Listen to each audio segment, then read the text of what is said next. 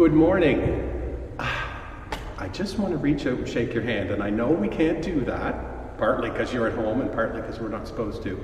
So do you remember what we did last time? We did peace be with you. Let's try that again.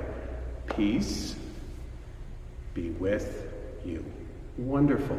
Well, I hope you all had a good week, and I'm wondering how you did on those three things that we were all going to try. We were all going to try to be patient and kind, and we were going to pray for each other. And you know, I did okay on some of them, and some of them I struggled with a bit, so I'm going to suggest we do all of those things this week too. Now, the story that I have for us today is a story from Ezekiel. Now, Ezekiel was a prophet, and that meant that he spoke for God. And what Ezekiel did was he had a vision, and a vision is kind of like a dream, but it's not a scary dream. And Ezekiel saw a valley, and there were nothing but bones in it. And I know that sounds scary, but think about, Vampirina and Chef Remy Bones, or Hotel Transylvania and all of the skeletons there. It was kind of a thing that was easy for him to see. And he saw them all, and they weren't connected. And they were just lying there, and he thought, well, there's nothing there. And God said to Ezekiel, do you think that I can make these bones live? And Ezekiel said, I don't know. And God said, I want you to tell them about my love and my promise. And so Ezekiel did it. And you know what happened? The bones started to come together. And to help illustrate that, I brought the tree of life, but that doesn't look like very much of a tree, does it? Because there's all these pieces that have fallen out of it.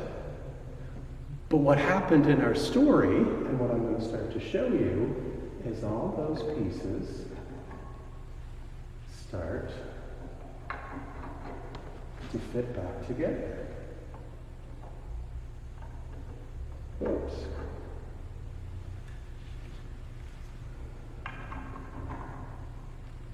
But then in our story, everything stopped. And it was kind of there and kind of not there. And God said to Ezekiel, I want you to tell again about my love and my promise, and that I can bring something new. And Ezekiel did. He prophesied. He talked about God's love and God's grace. And then those bones that were kind of together but kind of not, they all came together. And suddenly in front of him, in front of the prophet, was something that he had never seen, and certainly never expected before. Because this is something that Gordon made, and Gordon's always in the choir right there, and it's called the Tree of Life. And all of those pieces are different, and you have to know how to slot them together. And I had a chance this morning to set it up so that I could know which piece went where. But you know, when we're looking around at everything and we're wondering, how can we possibly move forward? The truth is that God knows how we can move forward.